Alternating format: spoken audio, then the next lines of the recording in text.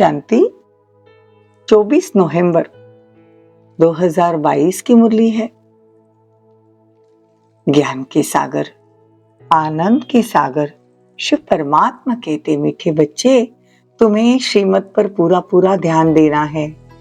आपका फरमान है बच्चे मुझे याद करो और नॉलेज को धारण कर दूसरों की सेवा करो। बाबा लगातार सर्विस की युक्तियां बता रहे हैं, अपनी उन्नति का ख्याल करने के लिए कह रहे हैं। मुरली बड़ी सुंदर है, बड़े प्यार से अटेंशन देकर सुनना। प्रश्न है, बाबा बच्चों की उन्नति के लिए कौन सी राय बहुत अच्छी तरह से देते हैं? उत्तर है, मीठे बच्चे अपना हिसाब किताब रखो, मतलब पोतामेल रखो। अमृत वेले प्यार से बाबा को याद करो, लाचारी में नहीं बैठो। श्रीमत पर देखी अभिमानी बन, पूरा पूरा रहमदिल बनो तो बहुत अच्छी उन्नति होती रहेगी। प्रश्न है, याद में विघ्न रूप कौन बनता है? उत्तर है, पास्ट में जो विकर्म किए हुए हैं वही याद में बैठते समय विघ्न रूप बनते हैं। तुम बच्चे याद में पाप का आह्वान करते हो, माया बुलाने की कोशिश करती है। तुम याद का चार्ट रखो, मेहनत करो तो माला में पिरोए जाएंगे। गीत है, तू प्यार का सागर है। ओम शांति। यहाँ जब बैठते हो तो बाबा की याद में बैठना है। माया बहुतों को याद करने नहीं देती, क्योंकि देह अभिमान है। कोई को मित्र संबंधी, कोई को खान पान की याद आती है। यहाँ जब आकर बैठते हो तो बाबा का आह्वान करना चाहिए। जैसे लक्ष्मी की पूजा होती है तो लक्ष्मी का आह्वान करते हैं। लक्ष्मी कोई आती नहीं है, यहाँ भी कहा जाता है तुम बाप को याद करो अथवा आह्वान करो। बात तो एक ही है ना। याद से विकर्म विनाश होंगे, धारणा नहीं हो सकती, क्योंकि विकर्म बहुत है। बहुत विकर्म किए हैं तो धारणाएं भी नहीं होती। बाबा को याद करने से विकर्म विनाश होंगे। बाप को भी याद नहीं कर सकते, क्यों? क्योंकि विकर्म बहुत है ना। तो जितना बाप को याद करेंगे उतना विकर्माजीत निरोगी बनेंगे।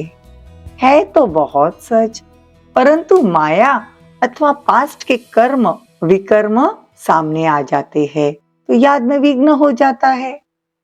अभी तो तुम प्रैक्टिकल में आह्वान करते हो, क्योंकि तुम जानते हो बाबा आया हुआ है। हम प्रैक्टिकल में बाबा का आह्वान करते हैं। हमको मालूम है भगवान इस धरा पर आ चुका है। हम कोई मूर्ति के सामने या मंदिर में जाकर भगवान का आह्वान नहीं कर रहे।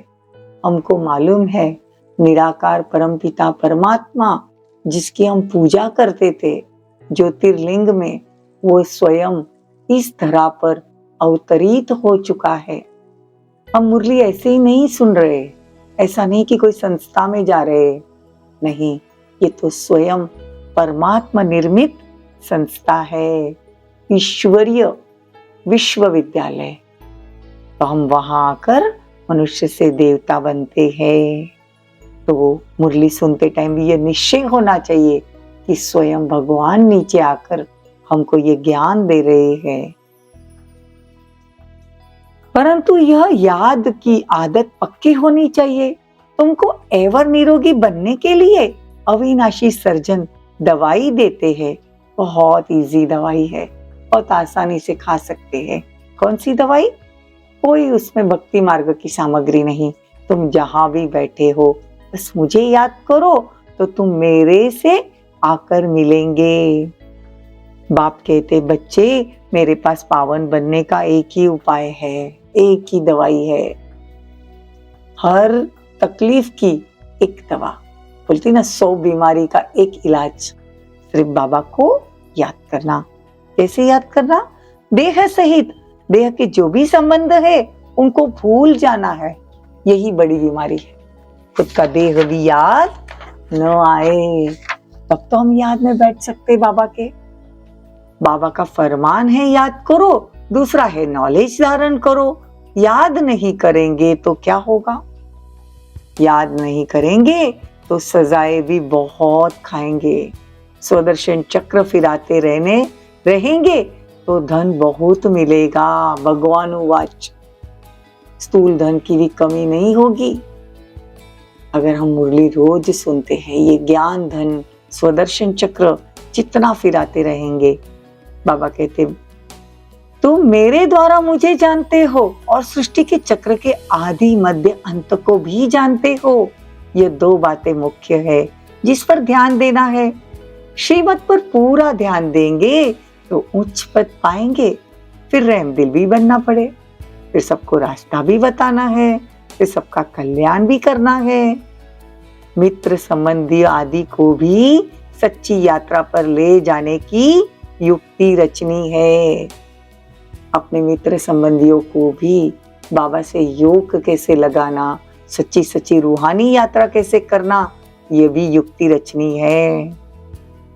थोड़ी देर बैठे हैं तो बातें करते करते कहना चलो हम 5 मिनट के लिए रूहानी यात्रा करते हैं, चलो हम दौड़ी लगाते हैं।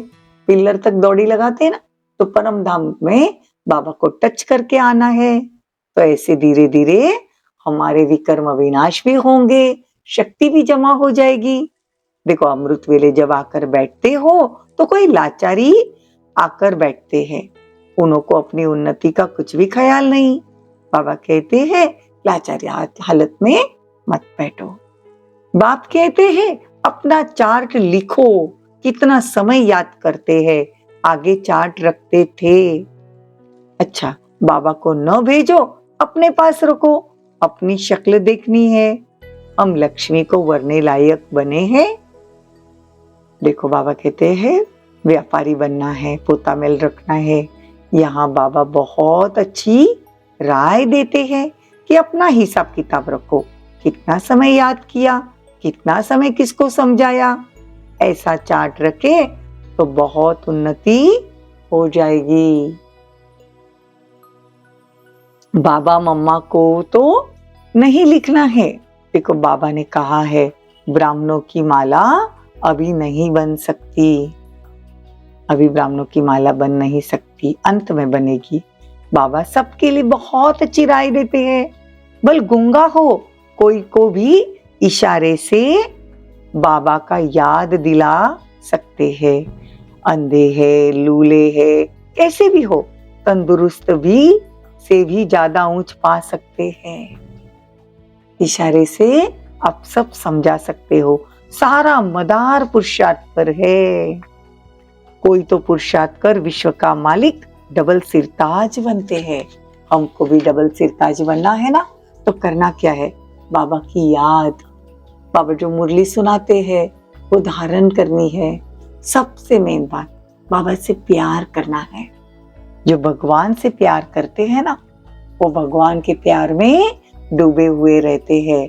और जो भगवान से प्यार करते हैं उनको योग लगाना नहीं पड़ता है, योग ऑटोमेटिक लगता है।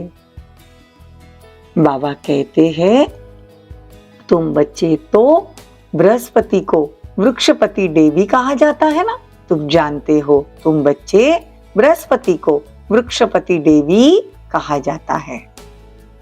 वृक्षपति सोमनाथ भी ठहरा, शिव भी ठहरा। बच्चों को बहुत करके गुरुवार के दिन स्कूल में बिठाते हैं। देखो पहले ऐसा रिवाज होता था कि गुरुवार के दिन पहले दिन की शुरुआत हो, गुरु भी करते हैं। तुमको सोमनाथ बाप पढ़ाते हैं। सच में हम इतने लकी है कि हमको स्वयं भगवान पढ़ाते हैं। हमको बहुत कदर होना चाहिए भगवान का। भगवान का कदर होना चाहिए कि वो इतनी गंदी दुनिया में आकर, पुरानी पतित दुनिया में आकर हम बच्चों को पढ़ाते हैं। हम बाबा का इतना कदर नहीं करते हैं। बाबा का बहुत कदर करना चाहिए। रुद्र भी सोमनाथ को कहते हैं। कहते रुद्र ज्ञान यज्ञ रचा। यह एक ही यज्ञ चलता है जिसमें सारी दुनिया की सामग्री स्वाह होती है। राजस्व अश्वमेघ अविनाशी रुद्र गीता ज्ञान यज्ञ भगवान रचते हैं, 100 साल ये यज्ञ चलता है, उसके बाद कोई यज्ञ होता नहीं, न सतयुग में न कहीं। ये यज्ञ भी मटेरियल यज्ञ नहीं है, इसमें पूरी दुनिया स्वाह होने वाली है। मनुष्य तो फिर हाय हाय करेंगे, तुम्हारे लिए लिखा है ना, मिरुआ मौत मलुका शिकार। दुनिया हाय हाय करेगी, हम जय जयकार करेंगे। देखो शिकारी अगर कोई पक्षी का शिकार करता है, पंछी का शिकार करता है, तो उसको लगता है वो मौत हो गई, वो हाय हाय करता है। और ये शिकारी मेरा निशाना अच्छा लगा इसलिए वो नाचता है। तो बाबा कहते दुनिया वाले हाय हाय करेंगे और तुम सोचेंगे सतयुग अभी आया कि आ गया आया। सतयुग में बहुत थोड़े मनुष्य है, एक धर्म है। कलयुग में देखो कितने मनुष्य है। तुम भूल गए हो कि गीता का भगवान कौन है। गीता का भगवान परमपिता परमात्मा है। इस राज को न जानने से देखो वो असुर बन गए और हम देवता बनेंगे। और कहते ना कि असुर और देवताओं की लड़ाई लगाई, ऐसा हो ही नहीं सकता। जहां देवता है वहां असुर नहीं, और जहां असुर है वहां देवता नहीं। गीत है तू प्यार का सागर है।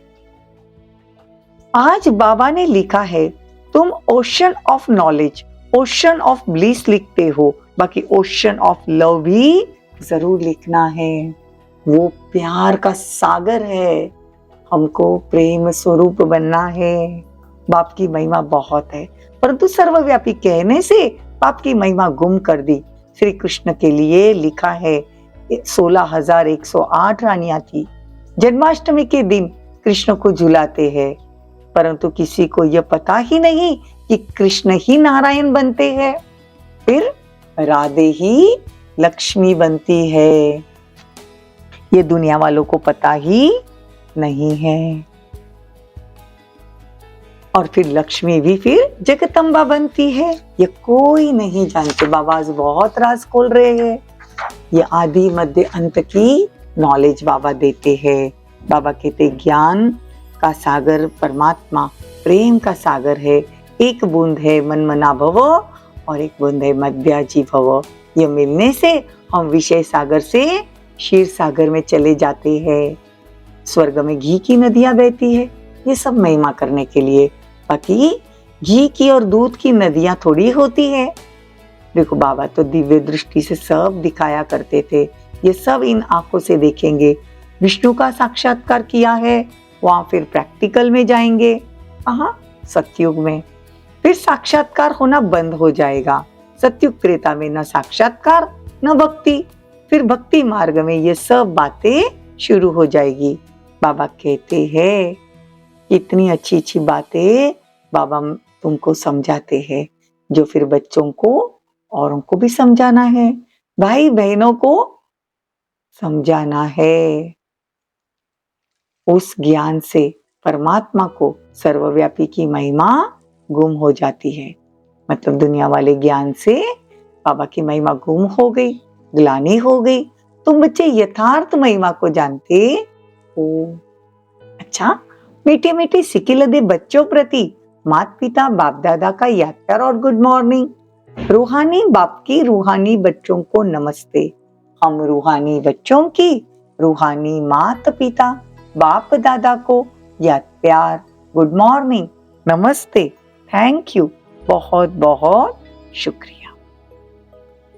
धारणा के लिए मुख्य सार, हर एक्ट श्रीमत पर करनी है, सबका कल्याणकारी रहम दिल बन सेवा करनी है, याद की आदत पक्की डालनी है, याद में बैठते समय कोई भी मित्र संबंधी खान पान आदि याद ना आए, इसका अटेंशन रखना है, याद का चार्ट भी रखना है। वरदान बहुत सुंदर वरदान है, नॉलेजफुल बन व्यर्थ को समझने मिटाने और परिवर्तन करने वाले नेचुरल योगी भव। देखो नॉलेजफुल बन व्यर्थ को समझना है, फिर मिटाना है और परिवर्तन करना है, तो नेचुरल योगी बन जाएंगे। देखो नेचुरल योगी बनने के लिए मन और बुद्धि को व्यर्थ से बिल्कुल फ्री रखो। इसके लिए नॉलेजफुल के साथ साथ पावरफुल बनो। भले नॉलेज के आधार पर समझते हो कि ये रॉन्ग है, ये राइट है, ये ऐसा है, लेकिन अंदर वो समाओ नहीं। देखो, अगर कोई रॉन्ग भी है तो बाबा कहते हैं नॉलेज के लिए समझ लो कि ये रॉन्ग है, लेकिन अंदर ये बातें वृत्ति में बैठ न जाए। ज्ञान अर्थात समझ, और समझदार उसको कहा जाता है जिसे समझाना भी आता हो, मिटाना भी और परिवर्तन करना भी आता हो। तो जब व्यर्थ वृत्ति, व्यर्थ वाइब्रेशन स्वाहा करो, तब कहेंगे नेचुरल योगी। स्लोगन, व्यर्थ से बेपरवाह रहो, मर्यादाओं में नहीं। देखो, व्यर्थ से बेपरवाह रहो लेकिन मर्यादाओं में नहीं, मतलब मर्यादाओं में बेपरवाह मत बनो। मर्यादाएं है, जो डिसिप्लिन है, जो बाबा ने कायदे बनाए हैं, उसमें बेपरवाह नहीं बनो।